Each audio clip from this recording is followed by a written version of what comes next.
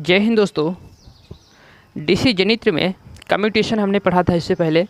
Commutation तो commutation से क्या तात्पर्य है, क्या होता है, कैसे उत्पन्न होता है, पूरी चीज़ों को मैंने पिछले वीडियो में डिस्कशन कर दिया हूँ। यदि आप उसको नहीं देखे हैं तो इससे पहले वाली वीडियो को आप देख सकते हैं।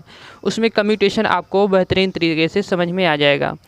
अब कम्यूटेशन वो उत्पन्न हुआ था वो एक प्रकार का क्या था, दोष था। डीसी जनित्र में जो कम्यूटेशन उत्पन्न हुआ था वो एक प्रकार से क्या था, दोष था। तो उस दोष को हमको समाप्त करना है। क्योंकि दोष को समाप्त नहीं करेंगे तो हमारी डीसी जनित्र की एफिशिएंसी, दक्षता घट जाएगी और कहीं न कहीं वह लॉस कर रहा था। तो उस लॉस को हमको समाप्त करना होता है।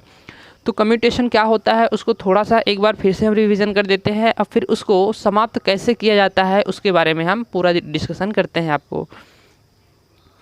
तो कम्यूटेशन क्या था, वहाँ पास जो डीसी जनित्र के आर्मेचर में जो एसी उत्पन्न हो रही थी, उस एसी को हम क्या कर रहे थे, डीसी में परिवर्तित कर रहे थे। किसकी सहायता से?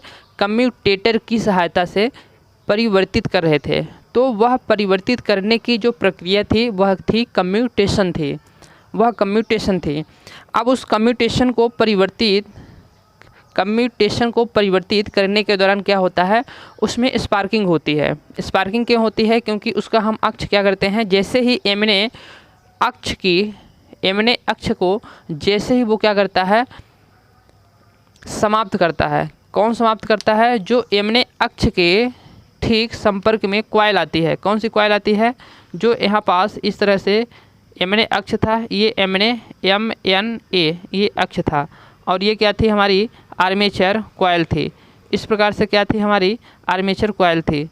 यहाँ पास आर्मेचर कॉइल थी, इसका नाम हमने A दिया था, B दिया था और यहाँ पास C दिया था। तो यह MNA अक्ष पर जो आर्मेचर कॉइल है, तो आर्मेचर कॉइल में जो उत्पन्न हो रही है EMF वो कैसी है, कुछ इस प्रकार से है। आर्मेचर में जो उत्पन्न हो रही है EMF AC है और इस AC को हम क्या कराना चाहते हैं, इस AC को हम DC में परिवर्तित कराना चाहते हैं। तो जैसे ही MNA अक्ष को क्रॉस करती है तो उसमें क्या होता है, यहाँ से नीचे की ओर ना जाके ऊपर की ओर आती है, ऊपर की ओर आएगी और क्या करेगी, DC में पल्सेटिंग DC में परिवर्तित हो जाएगी। तो जैसे ही MNA अक्ष को क्रॉस करती है तो वो क्या करती है, इसमें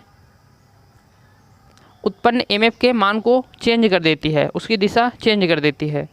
तो यहाँ पास क्या होता है, स्पार्किंग उत्पन्न होती है। यह चेंज करने के दौरान क्या होती है, स्पार्किंग उत्पन्न होती है। तो वह कम्यूटेशन के वजह से स्पार्किंग उत्पन्न होती है। तो उस स्पार्किंग को हमको क्या करना था, कम करना था। इसमें कम्यूटेशन में और हम कुछ चीज़ें बताया था। तो कम्यूटेशन टाइम पीरियड बताया था। तो कम्यूटेशन पीरियड क्या होता है, जब आर्मेचर कॉइल क्या कर रही होती है, जब आर्मेचर कॉइल MNA अक्ष से क्या करती है, क्रॉस करती है। तो उस दौरान जो कार्बन ब्रश और MNA अक्ष के बीच का जो टाइम पीरियड होगा, समय होगा, कार्बन ब्रश और MNA अक्ष को क्रॉस करते वक्त, क्रॉस करने के दौरान जो समय लगता है, कुछ क्षण के लिए, कुछ पल के लिए जो भी समय लगता है, तो वह कम्यूटेशन पीरियड कहलाता है, कम्यूटेशन आवर्तकाल कहलाता है। अब इसमें और बताया था मैंने कि कम्यूटेशन होता किस वजह से है।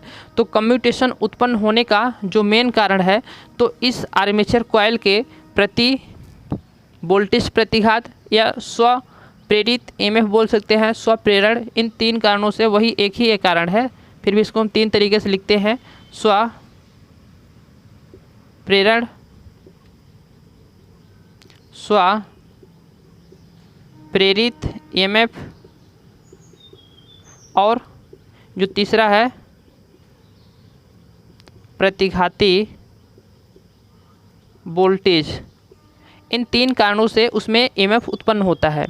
तो उसके आर्मेचर कॉइल में जो होती है, ये तीनों कारण होता है, स्वप्रेरण होता है और उसके वजह से स्वप्रेरित EMF उत्पन्न हो जाती है। तो उसको हम प्रतिघाती वोल्टेज भी बोल सकते हैं। तो यहाँ पास जो आर्मेचर कॉइल थी, यहाँ पास जो आर्मेचर कॉइल थे, इस प्रकार से हमने कम्यूटेटर को क्या कर दिया था, काट पीट के फ्लैट कर दिया था और यहाँ पास हमने सेगमेंट यहाँ पास लगा दिया था। ये सेगमेंट, इसका नाम दे दिया था A, इसका B, इसका C और यहाँ पास हमने उस कॉइल को लगा दिया था कुछ इस प्रकार से। इसमें धारा का क्या कर रहे थे हम, धारा का विपरीत प्रवाह करा रहे थे और यहाँ पास जो यमने अक्ष है, यमने अक्ष है ये, तो यमने अक्ष में इसकी जो प्रतिघाती वोल्टेज है, स्वप्रेरित प्रेरण है, स्वप्रेरित एमएफ है, प्रतिघाती वोल्टेज है। तो इस प्रतिघाती वोल्टेज के कारण ही क्या हो रही थी, जो धारा यहाँ से मैंने बताया था 20 एम्पियर आ रही थी, तो वह पूरी धारा 20 एम्पियर नहीं आ पाई। इसमें प्रतिघाती वोल्टेज होने के कारण वह कितनी आ पाई, 15 एम्पियर ही आ पाई। जो 5 एम्पियर बची वोल्टेज थी, तो वो क्या कर रही थी, यहाँ पास जो कार्बन ब्रश था हमारा, यहाँ पास जो कार्बन ब्रश था, तो इस कार्बन ब्रश में इधर से क्या कर रही थी, जंप कर रही थी। तो जंप कर रही थी, तो वही जो धारा जंप करती है, इसके वजह से स्वप्रेरण की वजह से जंप कर रही थी धारा, तो वही हमको स्पार्किंग के रूप में दिखती है। और उसी जंप को करने वाली धारा को हमको समाप्त करना है, तो जिससे हमारी स्पार्किंग समाप्त हो जाएगी और वहाँ पास हमारा जो लॉस है, आई स्क्वायर आर लॉस है, तो वो हमारा क्या हो जाएगा, समाप्त हो जाएगा और हमारी जनित्र की एफिशिएंसी अच्छी हो जाएगी और कम्यूटेशन भी समाप्त हो जाएगा। तो इसी कम्यूटेशन को इस प्रकार से उत्पन्न हुआ था। अब इसी कम्यूटेशन को हमको क्या करना है, समाप्त करना है, पूर्ण रूप से फिनिश करना है। तो वो कम्यूटेशन को समाप्त करने की जो हम विधि अपनाते हैं, वो 2 प्रकार से हम विधि अपनाते हैं। कम्यूटेशन को समाप्त करने की जो विधि होती है वो 2 प्रकार से होती है। तो यहाँ पास अब हम पढ़ेंगे कम्यूटेशन सुधारने की विधि।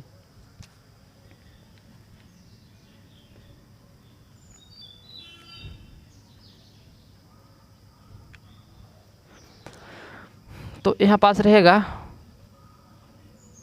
मेथड ऑफ इम्प्रूविंग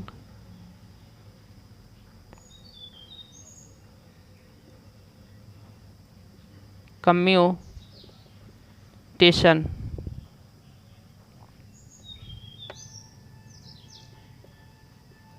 कम्यूटेशन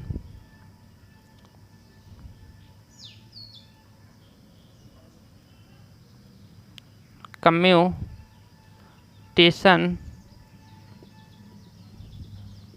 सुधारने की विधि।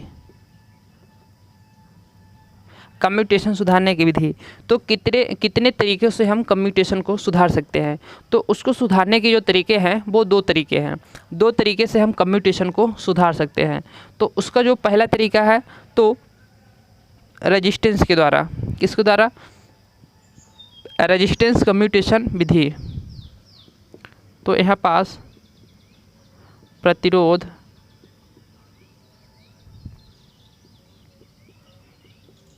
कम्यूटेशन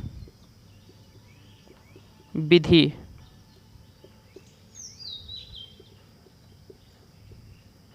रेजिस्टेंस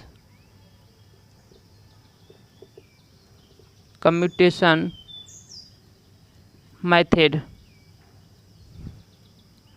और जो दूसरा है ईएमएफ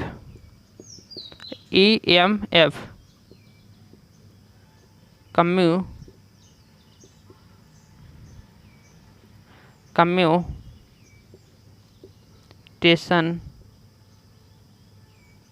मेथड। तो विद्युत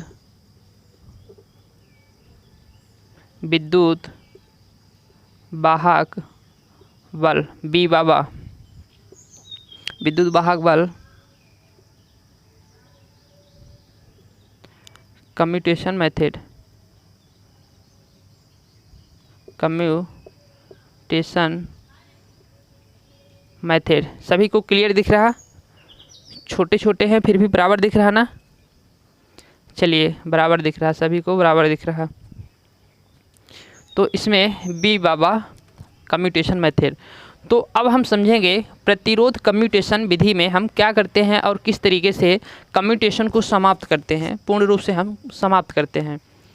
तो यहाँ पास जो पहले मशीनें आती थी, जब शुरू में मैंने मशीन बनाया, जो भी बनाए होंगे, शुरू में जब मशीन का निर्माण किया, मैन्युफैक्चरिंग किया, तो उसमें कार्बन ब्रश का यूज़ किया जाता था। किसका यूज़ किया जाता था, उसमें कार्बन ब्रश का यूज़ किया जाता था।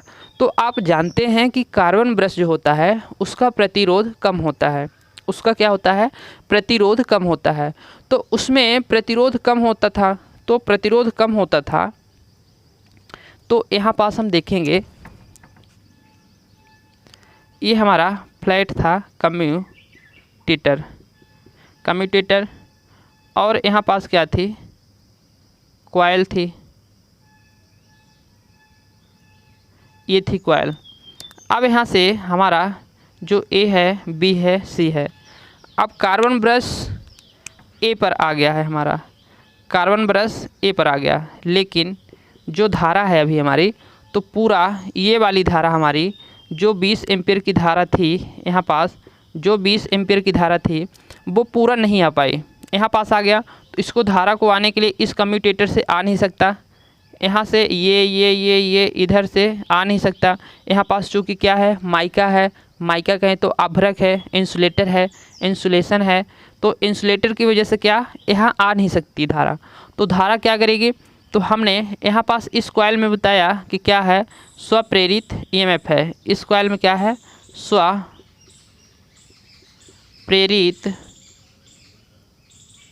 ईएमएफ है। इसके वजह से 20 एम्पीयर की आने वाली धारा क्या हो गई, देरी हो गई। इस धारा को आने को क्या कर दिया, यह स्वप्रेरित ईएमएफ क्या करता है, रोक देता है। चूँकि ई एल बराबर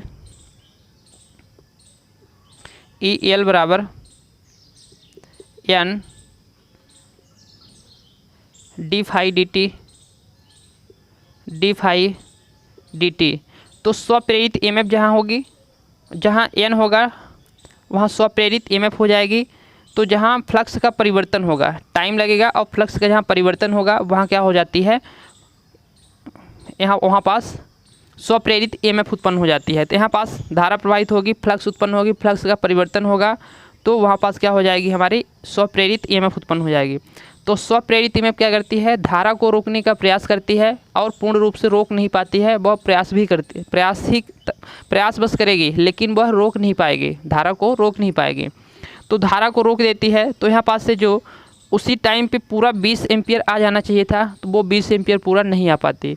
तो फिर कितना, वह 5 एम्पियर वहाँ रह जाती है, और 15 एम्पियर तक ही धारा आ पाती है। 5 एम्पियर को वह स्वप्रेरित ईएमएफ रोक देती है। तो यहाँ पास पूरा धारा नहीं आ पाई, और इसको पूरा धारा यहाँ पास आना ही पड़ेगा। तो 5 एम्पियर की धारा जंप करती है, तो यहाँ पास स्वप्रेरित ईएमएफ के कारण वह धारा रुक गई। अब इसमें यदि हम यहाँ पास जो कार्बन ब्रश यूज किए हैं, कार्बन ब्रश जो हमने यूज किया है, तो यहाँ पास यदि जो हमारा कार्बन ब्रश है, जब कार्बन ब्रश हमारा यहाँ पास आया रहा होगा, किसी टाइम यहाँ पास रहा होगा, तो यह कार्बन ब्रश से हमारी धारा इधर से आ रही होगी, इधर से इस कम्यूटेटर को टच कर रहा, तो कुछ धारा हमारी इधर से आ ही रही होगी। तो उसी दौरान यहाँ पास इसका प्रतिरोध क्या है, कम है, तो इधर से धारा आ गई। अब इधर से प्रतिरोध हम क्या करेंगे, इसका कॉपर ब्रश को हटाकर हम ज़्यादा प्रतिरोध वाले ब्रश को हम यूज करते हैं, कार्बन ब्रश को, तो इसका प्रतिरोध क्या होगा, ज़्यादा होगा। इसका प्रतिरोध ज़्यादा होगा, तो फिर यहाँ से धारा क्या होगी, कम आएगी। यहाँ से धारा क्या आएगी, कम आएगी। जब इधर से धारा कम आएगी, तो फिर हमारी धारा ज़्यादा किधर से जाएगी, हमारी इधर से जो धारा है, तो पहले कितना जा रही थी, 15 एम्पियर जा रही थी, और इधर से कितना आ रही थी, हमारी 5 एम्पियर आ रही थी धारा। अब इधर से हम प्रतिरोध क्या कर दिए, इसका प्रतिरोध हम बढ़ा दिए, कॉपर ब्रश के स्थान पर कार्बन ब्रश को रख दिए, इसका प्रतिरोध बढ़ा दिए, तो इधर से धारा कम आएगी, प्रतिरोध ज़्यादा हो गया तो धारा कम आएगी। तो धारा यहाँ से 15 एम्पियर से जाके कितना हो जाएगी, 17 एम्पियर हो जाएगी। चूँकि इधर से धारा प्रतिरोध ज़्यादा कर दिए, तो धारा अब जो बची हुई धारा है, तो कुछ धारा इधर आएगी, कुछ धारा इधर आएगी, मतलब 17 एम्पियर धारा अब इधर से आएगी। तो जब इधर से धारा कम आई, तो इसका स्पार्किंग भी क्या हुआ, अपेक्षाकृत पहले के घट गया, लेकिन पूर्ण रूप से नहीं घटा, उसके अपेक्षाकृत कुछ मात्रा में स्पार्किंग को घट गई। अब यहाँ पास हम जो कार्बन ब्रश यूज किए हैं, तो वो इसके फ़ायदे क्या हैं, तो यहाँ पास इसको पूरा कर दें, तो धारा क्या होती है, इधर से आ गई 17 एम्पियर की, तो उसमें स्पार्किंग को क्या कर दिया, कम कर दिया।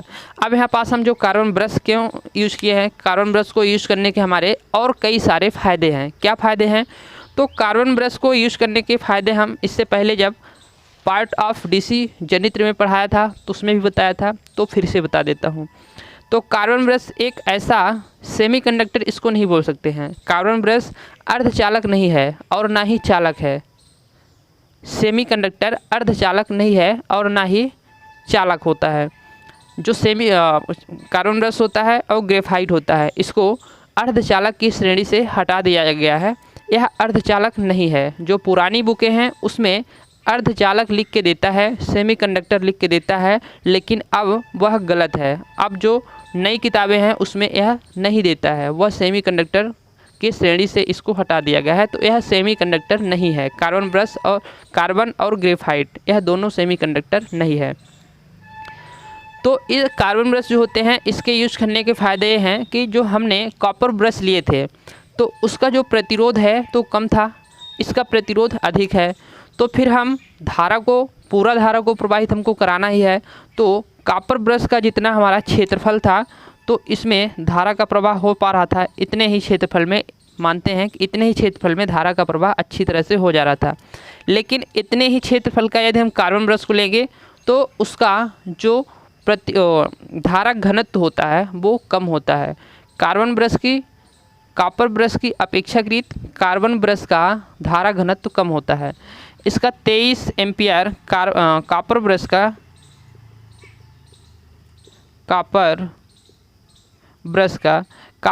का जो धारा घनत्व है वो 23 एम्पियर पर सेंटीमीटर स्क्वायर है।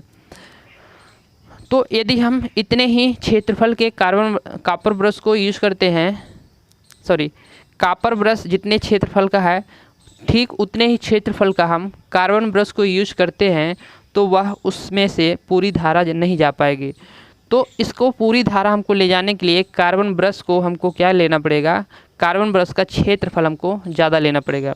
क्योंकि जो कार्बन ब्रश का यदि इतने ही क्षेत्रफल में हम कार्बन ब्रश से धारा ले जाते हैं तो हमारी 23 एम्पियर नहीं जाती बल्कि 5 से 7 एम्पियर ही चली जाती है। कितनी जाती है? 5 से 7 एम्पियर ही जा पाती है। तो फिर हमको इतनी धारा ले जाने के लिए हमको इस कार्बन ब्रश का क्या करना पड़ेगा, क्षेत्रफल को बढ़ाना पड़ेगा। जितना भी बढ़ाना पड़े क्षेत्रफल को बढ़ाना पड़ेगा। क्षेत्रफल को बढ़ाएंगे तो इसका प्रतिरोध भी बढ़ेगा। तो यहाँ पास हमको प्रतिरोध की ही ज़रूरत है। प्रतिरोध हम बढ़ाएंगे तो फिर इसमें क्या होगी, स्पार्किंग कम होगी। ठीक है, हमने स्पार्किंग को कम करने के लिए इसके प्रतिरोध के मान को बढ़ा दिया, लेकिन यहाँ पास हमको एक फ़ायदे के लिए हमने इसका यूज तो कर लिया, लेकिन हमको इससे कई घाटे भी हो सकते हैं। अब यहाँ पास इसका प्रतिरोध ज़्यादा हो गया तो यह धारा का क्या करेगा, विरोध करेगा, जिससे हमारी क्या होगी, शक्ति की पावर की लॉस होगी। पावर का क्या होगा, लॉस होगा। अब यह पावर का लॉस करेगा तो फिर इससे हमारी हानि की श्रेणी में आ जाएगा। तो कुछ इससे क्या है, लॉसेस हैं। तो यह क्या करेगा, पावर की खपत करता है, पावर का लॉस करता है। ये पावर का क्या करेगा, लॉस करेगा, जिससे हमारी क्या होगी, वोल्टेज वहाँ पास ड्रॉप होगी। और इसके हम फ़ायदे की बात करें तो इसका फ़ायदा और क्या था, हमारा कम्यूटेटर इसके स्पार्किंग को कम किया। उसके साथ ही यह जो कार्बन ब्रश होता है तो कम्यूटेटर के यहाँ पास जो कम्यूटेटर होते हैं तो कम्यूटेटर के आप देखे होंगे कभी इसको प्रैक्टिकली, तो कम्यूटेटर के ऊपर जो कार्बन ब्रश क्या करता है, इस प्रकार से कुछ बीडिंग जैसे बीड रेस्ट करता रहता है। इसका आकार इस तरह बनाया जाता है, चपटा आकार, कर्व आकार, वक्राकार बनाया जाता है। तो यह क्या करता है, इधर भी बनाया जाता है, इधर भी, जितने भी कार्बन ब्रश हम लगाना चाहें। तो यह स्पार्किंग को कम करने के साथ इसका एक सबसे बड़ा फ़ायदा यह है कि लुब्रिकेट करता है। लुब्रिकेट करेगा, कहें तो स्नेहल का काम करेगा, चिकना करेगा, पॉलिश करेगा। तो इसमें क्या होगा, फ्रिक्शन कम होगा। फ्रिक्शन कहे तो घर्षण इसमें कम होगा। घर्षण कम होगा तो हमारी इसकी दक्षता भी क्या होगी, अच्छी होगी। आवाज़ कम करेगा। आपको ज़्यादा शोर पसंद है, कोई मशीन करे तो नहीं पसंद है, किसी को नहीं पसंद है, और उससे शोर तो पसंद है नहीं है, साथ ही उसमें उसका पावर भी लॉस करती है। तो इसमें लुब्रिकेट का ये गुण होता है, इसलिए कार्बन ब्रश का ही हम यहाँ पास यूज किए हैं। और इसमें और सारी चीज़ें बताया था कि यदि इसकी हीटिंग बढ़ेगी, सेमीकंडक्टर होता है जो मतलब सेमीकंडक्टर का ही गुण रखता है लेकिन सेमीकंडक्टर है नहीं। तो इसमें क्या होगी, धारा जब बढ़ेगी, हीट जब बढ़ेगी तो इसकी चालकता भी बढ़ती है, इसकी चालकता बढ़ती है। और यह स्वयं घिस जाता है परंतु कम्यूटेटर को घिसने नहीं देता है।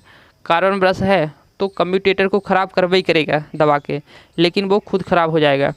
जो कॉपर ब्रश है, लेकिन कार्बन ब्रश ऐसा नहीं है, खुद घिस जाएगा लेकिन कम्यूटेटर को कोई प्रभावित नहीं करेगा। तो ये कार्बन ब्रश लगाने के हमारे फ़ायदे होते हैं। तो इस प्रकार से हम क्या करते हैं, इस विधि का यूज़ करते हैं।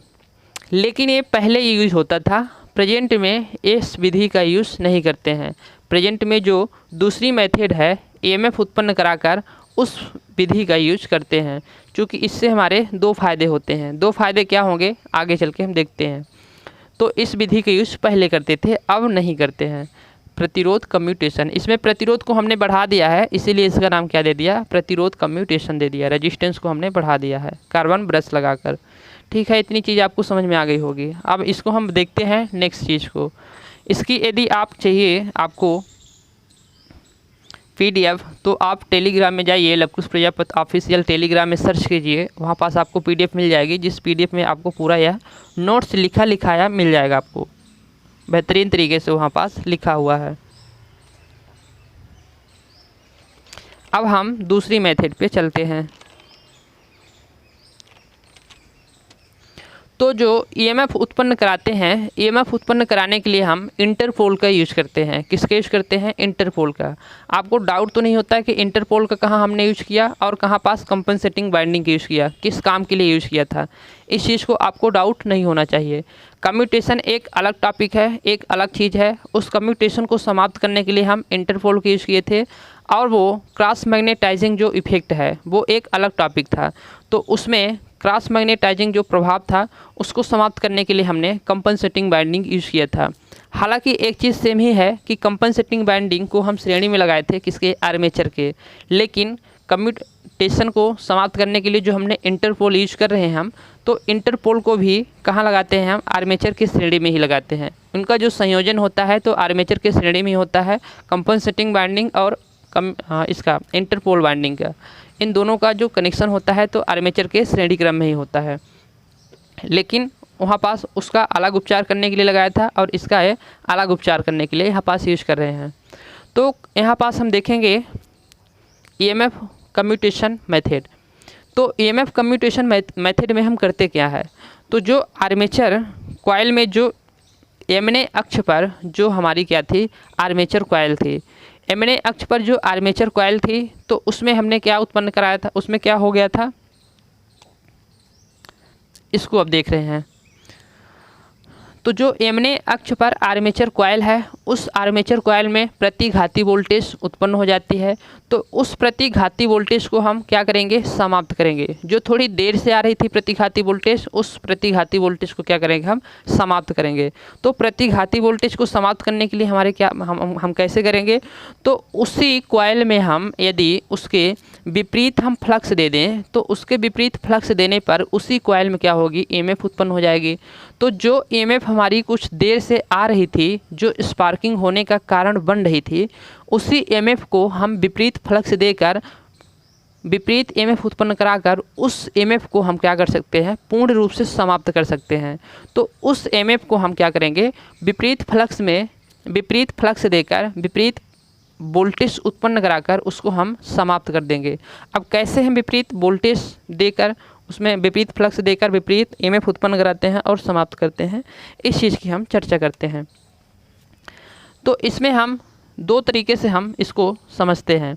जो आपकी पुरानी मशीनें होती थी, उस मशीनों में हम क्या करते थे, इंटरपोल नहीं लगाते थे। एक तो हम जो ए नंबर बताएंगे, तो एक में हम बिना इंटरपोल को बताएंगे, और जो बी नंबर आपको बताएंगे उसमें हम इंटरपोल लगा के बताएंगे। तो जो इंटरपोल बिना हम ईएमएफ उत्पन्न कराते थे, वो किस तरीके से उत्पन्न कराते थे, तो यहाँ पास हमारी जो बिना इंटरपोल लगाए हम ईएमएफ को उत्पन्न करा सकते हैं, तो वो मेथड को हम देखेंगे। यहाँ पास हमारा हो जाता था क्या, इस प्रकार से कम्यूटेटर। ये हो गया हमारा माइका, ये भी हो गया माइका।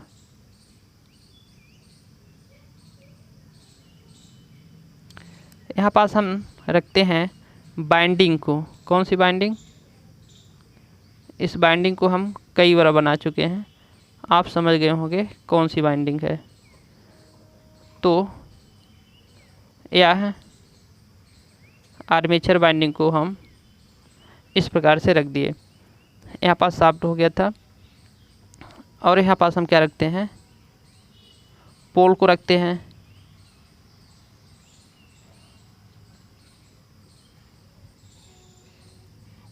ये हो गया हमारा पोल। अब इसमें क्या हो रहा था, कम्यूटेशन उत्पन्न हो रहा था। इसमें क्या था, एक अक्ष था, उस अक्ष का नाम हमने दिया था MNA। तो यहाँ जो सीधे सीधे आ रहा था यह GNA था, और MNA अक्ष है। तो इस वाली जो पुरानी मशीनें थी, तो इस मशीनों को जो हम MNA अक्ष मानते हैं, तो वो पहले से ही हम निर्धारण कर लेते थे कि उसका MNA अक्ष जो है तो उसका GNA अक्ष के समीप नहीं है, मतलब उससे थीटा डिग्री कहाँ है, आगे है। ये हम पहले से ही मान लेते थे, क्योंकि जब उसमें मशीन चलती है तो हमारा क्रॉस मैग्नेटाइजिंग इफेक्ट होता है, उसके कारण हमारा MNA अक्ष चेंज हो जाता है। तो हम पहले से ही मान लेते थे कि उसका जो MNA अक्ष है वो कहाँ है, थीटा डिग्री आगे है। तो थीटा डिग्री जो आगे है तो वो कहीं इस प्रकार से होगा हमारा MNA। अब MNA अक्ष पे आप जानते हैं कि MF का मान कितना होता है। MNA अक्ष पर EMF का मान 0 होता है, इसीलिए हम MNA अक्ष पर कार्बन ब्रश को रखते हैं। ये हो गया हमारा कार्बन ब्रश। तो हम पहले से ही मान लेते थे कि हमारा MNA अक्ष यहाँ पास है, तो MNA अक्ष पर हम कार्बन ब्रश को रख दिए, जिससे हमारी स्पार्किंग क्या हो, कम हो। तो इसमें हम EMF उत्पन्न कैसे कराएंगे, तो यहाँ पास हमारा N पोल हो गया और यहाँ पास S पोल हो गया। तो इस कॉइल में क्या हो रही थी, स्वप्रेरित EMF उत्पन्न हो रही थी, जिसके कारण यह पूरी हमारी धारा नहीं जा पा रही थी, पूरी धारा नहीं जा पा रही थी और धारा हमारी रह जा रही थी। तो जो प्रतिघाती वोल्टेज है, इस प्रतिघाती वोल्टेज को हम समाप्त करने के लिए जो हमारा यह पोल है, तो इस पोल में क्या है, हमारा पूरा फ्लक्स है। तो इस फ्लक्स को हम इसमें विपरीत फ्लक्स देंगे, तो इसमें विपरीत फ्लक्स देंगे, तो यहाँ पास हम विपरीत फ्लक्स दे दिए। तो इस कॉइल में विपरीत फ्लक्स देने पर इस कॉइल में क्या होगी, विपरीत हमारी EMF उत्पन्न हो जाएगी। और यह EMF जो उत्पन्न होगी, तो जो हमारी प्रतिघाती वाली स्वप्रेरित EMF है उसको विपरीत देने पर क्या कर देगी, समाप्त कर देगी, पूर्ण रूप से समाप्त कर देगी। तो यह जो समाप्त हो गई EMF, तो वही हमारी प्रतिघाती वोल्टेज ही समाप्त हो गई। तो अब हमारी स्पार्किंग नहीं करेगी, क्योंकि प्रतिघाती वोल्टेज ही थी जो स्पार्किंग करने का कारण हो रही थी। तो अब हमारी यहाँ पास स्पार्किंग समाप्त हो जाएगी। तो यह पहले ही हम मान लेते हैं जब मशीन का निर्माण करते हैं कि इसका MNA अक्ष यहाँ पास है। इस विधि का भी यूज़ पहले ही करते थे, अब नहीं करते हैं। यह विधि पुरानी मेथड है, यह पुरानी विधि है, इस विधि का यूज़ अब नहीं करते हैं। तो इस प्रकार से हम क्या कर लेते हैं, यहाँ पास MNA अक्ष पर मान लेते हैं कि यहाँ पास ये चीज़ है, और इसको विपरीत ध्रुव में फ्लक्स देकर हम इसके EMF को समाप्त कर देते हैं। तो ये पुरानी मेथड थी, जो एक A नंबर को मैंने बताया। अब जो B नंबर इसका बताएंगे, न्यू मेथड, तो वह इंटरपोल लगाकर यूज़ किया जाता है। कैसे, इंटरपोल लगाकर उसको समाप्त किया जाता है, EMF को इंटरपोल लगाकर समाप्त किया जाता है। तो फिर इंटरपोल होते क्या हैं, इंटरपोल होते क्या हैं।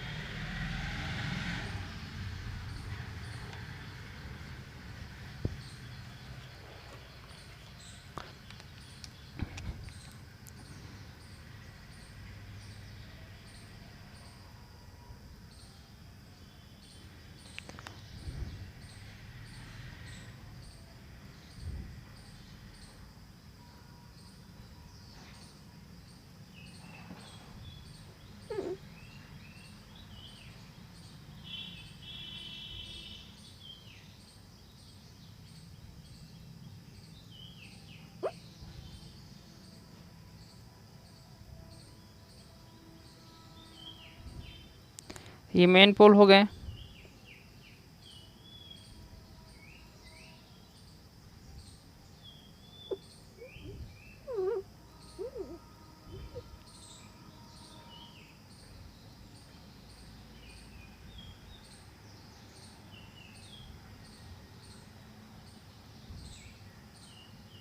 ये मेन पोल हो गए। एक हमारा N हो गया, S हो गया, N हो गया, S हो गया। अब इसी मेन पोल के हम बीच में एक छोटा सा हम क्या करते हैं, पोल को लगाते हैं। मेन पोल के बीच में एक छोटा सा हम पोल को लगाते हैं। तो यहाँ पास हमने छोटा सा पोल को क्या किया, लगा दिया। इसी मेन पोल के बीच में एक छोटा सा पोल हमने यहाँ पास लगा दिया। यह छोटा पोल हो गया। तो यह छोटे पोल जो मेन पोल होते हैं, संख्या में जो मेन पोल होते हैं उतने ही संख्या में हमारे ये छोटे वाले पोल होते हैं। इस छोटे वाले पोल को हम क्या बोलते हैं, यहाँ पास क्या बोलते हैं, छोटे वाले पोल को हम क्या बोलते हैं, इंटरपोल बोलते हैं। यह अंदर लगे हैं इसीलिए हम क्या बोलते हैं, इंटरपोल बोलते हैं। इसको भी जो हमारी स्टेटर की बाइंडिंग है, यहाँ पास जो पूरी योक की बाइंडिंग है, योक की बाइंडिंग को ही क्या करते हैं, योक की बाइंडिंग में ही इसको हम लगाते हैं। मेन पोल की संख्या के समान होता है, आपको यह याद रखना है। और इसके ध्रुव का जो इसके ध्रुवता का हम निर्धारण करते हैं वो कैसे करते हैं, इसके ध्रुवता का हम निर्धारण जो करते हैं तो कैसे करते हैं। तो इसके जो सामने वाला पोल है, इसके सामने वाला पोल कौन सा है, एन पोल है। तो इसके सामने वाला जो पोल है तो वही पोल इसमें भी आएगा। एन ध्रुव है तो इसका भी ध्रुव कैसा होगा, एन ध्रुव होगा। तो इसके सामने वाला जो ध्रुव होगा उसी का देख के यह भी पूरा अपना ध्रुवता बना लेता है। तो जो इसके सामने वाला ध्रुव होगा वही ध्रुव इसका भी होगा। ठीक इसी प्रकार के इसके सामने वाला, इसके सामने ये है तो यहाँ पास एस ध्रुव हो जाएगा। यहाँ पास फिर क्या होगा, इसके सामने कौन सा है, एन ध्रुव है तो यह एन ध्रुव हो जाएगा। और इसके सामने फिर एस ध्रुव हो जाएगा, क्योंकि इसके सामने कौन सा है, इस ध्रुव के सामने कौन सा है, एस ध्रुव है। इसके सामने कौन सा है, ये ध्रुव है, एन ध्रुव है। तो ऐसे ऐसे हमारी जब जनित्र घूमेगा तो इसके सामने वाले जो ध्रुव होंगे तो वही उस ध्रुव का निर्धारण, उसको उसी को देखकर हम इस ध्रुव का निर्धारण करते हैं। ये जनित्र की स्थिति हो गई। यदि मोटर की स्थिति होती तो इसके फिर जस्ट विपरीत ध्रुव वाले ध्रुव को देखकर इस ध्रुव का हम निर्धारण करते हैं। तो जनित्र में इसके सामने वाले और मोटर में इसके विपरीत दिशा वाले, ये आपको याद रखना है, क्योंकि यह पूछ लिया जाता है कि इसके ध्रुवता का निर्धारण हम कैसे करते हैं। अब इसके आर्मेचर में क्या करते हैं हम, इसके आर्मेचर में हम बाइंडिंग करते हैं। इसके आर्मेचर में हम बाइंडिंग करते हैं। तो इसके आर्मेचर में बाइंडिंग करेंगे तो ठीक इसी के श्रेणी क्रम में हम क्या करते हैं, इसको जोड़ देते हैं। यहाँ पास क्या होगी, हमारी आर्मेचर हो गई और आर्मेचर के श्रेणी क्रम में ही हम क्या करेंगे, यहाँ पास जोड़ देंगे। आर्मेचर के श्रेणी क्रम में इसका हम संयोजन करते हैं। तो ये हो गई हमारी इंटरपोल बाइंडिंग, इंटरपोल बाइंडिंग हो गई। तो ये इंटरपोल और ये आर्मेचर बाइंडिंग हो गई। सीरीज बाइंडिंग वगैरह जो है तो उधर हम लगा देंगे।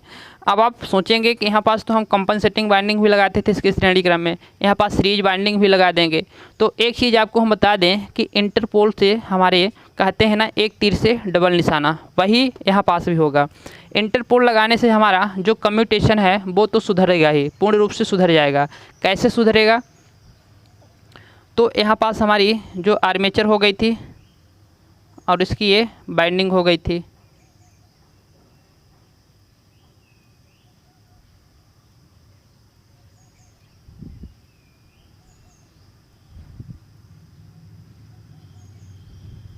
ये आर्मेचर हो गई थी और इसकी ये बाइंडिंग हो गई थी। यहाँ पास क्या था, जो ध्रुव अक्ष थे, ध्रुव अक्ष थे, और यहाँ पास क्या थे हमारे, यहाँ पास क्या थे हमारे MNA अक्ष था, MNA अक्ष था। तो MNA अक्ष पर ही क्या होता है, प्रतिघाती वोल्टेज होती है। MNA अक्ष पर ही प्रतिघाती वोल्टेज होती है। इसी कॉइल में प्रतिघाती वोल्टेज आई थी। तो हम कम्यूटेशन को कहाँ, इंटरपोल को कहाँ लगाएंगे, इधर लगाएंगे क्या, नहीं, इधर तो कोई मतलब ही नहीं लगाने का। प्रतिघाती वोल्टेज हमारे यहाँ पास है तो फिर वहीं पास हमको वोल्टेज को उत्पन्न करना पड़ेगा। विपरीत जो फ्लक्स हमको उत्पन्न करके देना है तो इस वाली कॉइल को देना है, तो इसी वाले कॉइल को देना है। तो यहीं पास हम क्या लगा देंगे, यहाँ पास ये लगा देंगे इंटरपोल।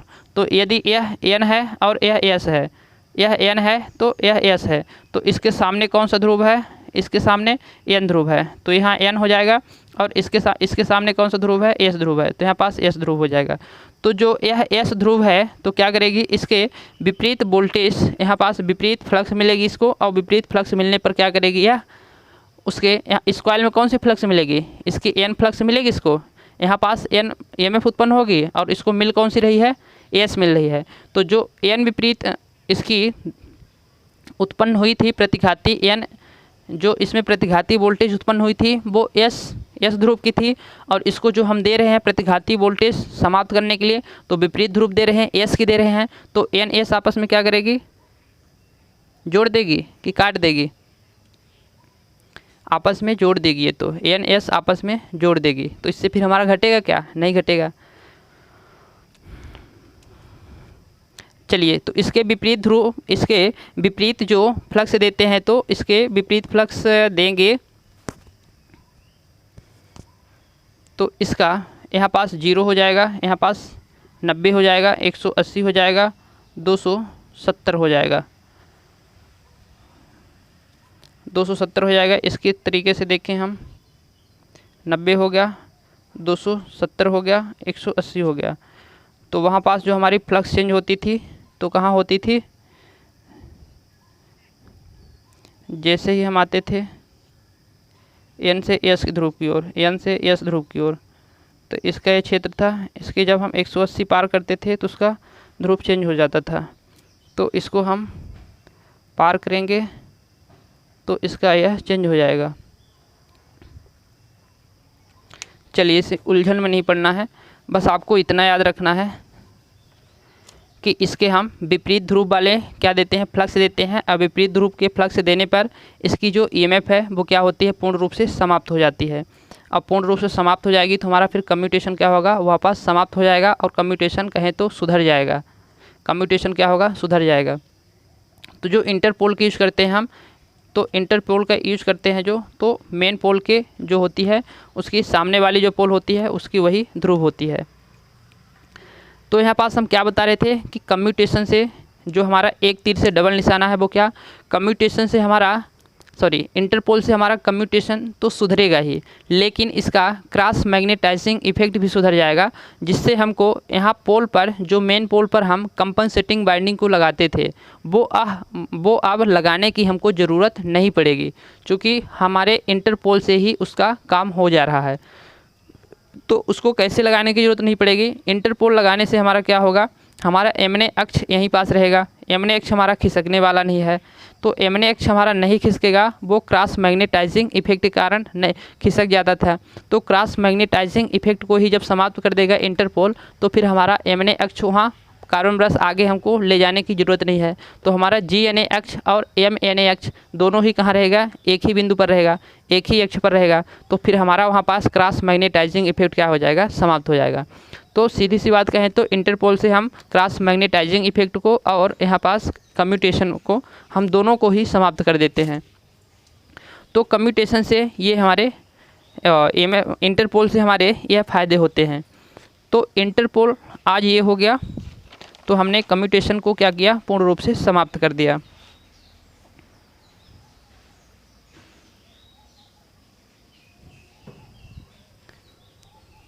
आपको ये तो नहीं लग रहा कि यहाँ पास भी लेमिनेटेड वगैरह कैसे, इसकी क्या प्रोसेस, चूँकि इसको हम क्या करते थे, जो पोल शू होता है इसको हम लेमिनेटेड करते थे, इसको हम लेमिनेटेड करते थे। तो यहाँ पास इसमें लेमिनेटेड, इस पोल को हम लेमिनेटेड वगैरह नहीं करते हैं, इसको हम ऐसे ही लगा देते हैं। तो इसमें जो आर्मेचर की जो AC फ्लक्स है तो यहाँ तक नहीं पहुँच पाती। आप सोचेंगे कि यहाँ पास पहुँच के इसमें भी हमारे AD करंट वगैरह लॉस करेगी, तो यहाँ पास इसकी इस MF की इतनी पावर नहीं होती इस क्षेत्रफल को यहाँ तक आ पाए, इसका क्षेत्रफल इतने तक सीमित रहता है, यहाँ तक नहीं आ पाता है। तो इसको हम क्या करते हैं, लेमिनेटेड वगैरह कुछ नहीं करते हैं।